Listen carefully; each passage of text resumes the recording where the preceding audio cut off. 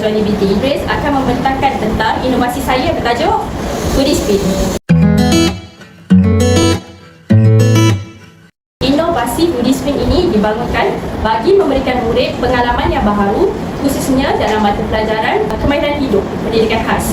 Semasa saya mengajar subjek kemahiran hidup di bawah topik kaedah memasak asas, saya mendapati murid kurang tumpuan dan rasa kurang seronok apabila mereka sukar untuk membayangkan tentang kaedah memasak, dan mereka juga kurang pendedahan serta pengetahuan sebelum ini tentang bagaimana sesuatu makanan itu dimasak. Oleh yang demikian, mereka cepat rasa bosan dan tumpuan mereka lebih pendek. Kemudian saya juga mempunyai masalah apabila saya perlu menyediakan dan memperkenalkan pelbagai jenis makanan tetapi di dalam waktu yang singkat, iaitu subjek kemahiran hidup hanya diajar 3 masa dalam seminggu. Oleh yang demikian, akibat daripada kekangan yang saya hadapi, saya tercetusnya idea untuk menghasilkan Foodie Spin.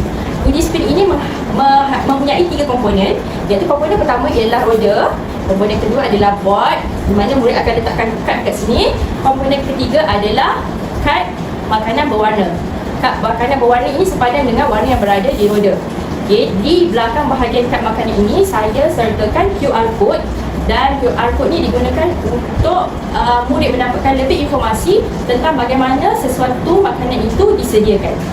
Objektif kepada murid adalah murid dapat menyatakan pelbagai jenis kaedah memasak asas dengan lebih berkesan, dan objektif yang kedua adalah kepada guru. Guru pula dapat memberikan perkongsian dengan lebih berkesan kepada murid tentang kaedah asas memasak, iaitu mendidih, mencelup, menggoreng dengan minyak sedikit, menggoreng tanpa menggunakan minyak, dan menggoreng dengan minyak yang banyak.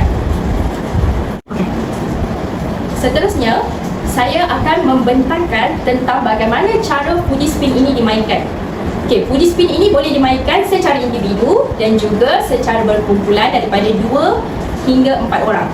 Kalau secara individu, macam biasalah, kita bagikan murid ini semua kad dan murid pusingkan roda.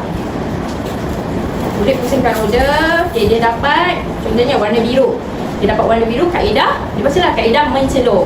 Kemudian dia ambil kad warna yang sepadan. Di sini warna biru, dia ambil kad warna biru. Di sini adalah toge. Toge dimasak dengan menggunakan kaedah mencelup. Okay, jika murid tu dia tak faham lagi macam mana mencelup, macam mana toge tu dimasak dengan menggunakan kaedah mencelup, dekat belakang ni ada QR code. QR code ni boleh diimbas dan dia akan keluar video tentang bagaimana cara menu toge ini disediakan. Cara permainan yang kedua, murid 2 hingga 4 orang diberikan kad berwarna berlainan dengan sama banyak. Murid akan pusing. Dia dapat warna kuning, disebut kaedah menggoreng tanpa minyak. Kaedah menggoreng tanpa minyak, dia ambil warna yang sepadan kat tu. Di sini ada kacang sangat. Kacang sangat dimasak dengan menggunakan kaedah menggoreng tanpa minyak. Dan aktiviti ini akan diteruskan sehingga habis, dan murid yang habis kad dulu dikira sebagai pemenang. Apa ni baca? Tauge. Tauge menggunakan kaedah mencelup. Okey, Faris dapat bayangan tak macam mana mencelup tauge ni? Faris pernah tengok tak? Tak pernah. Okey, kalau Faris tak pernah tengok, Faris boleh pusing belakang. Kat sini ada QR code. Ni ada satu handphone. Okey, Faris scan. Faris boleh tengok. Okey, scan. Kamera tu kat sini. Scan. Mana tak? Okey, itu cara mencelup tauge. Okey, warna apa tu? Purple. Okey, cari kat bawah warna purple. Okey, baca makanan apa pada kat purple tu? Makanan apa tu? Carpak. Pandai. Okey, baca warna purple yang ni. Apa tu? Kaedah masak carpak macam mana? Banyak. Pandai. Okey.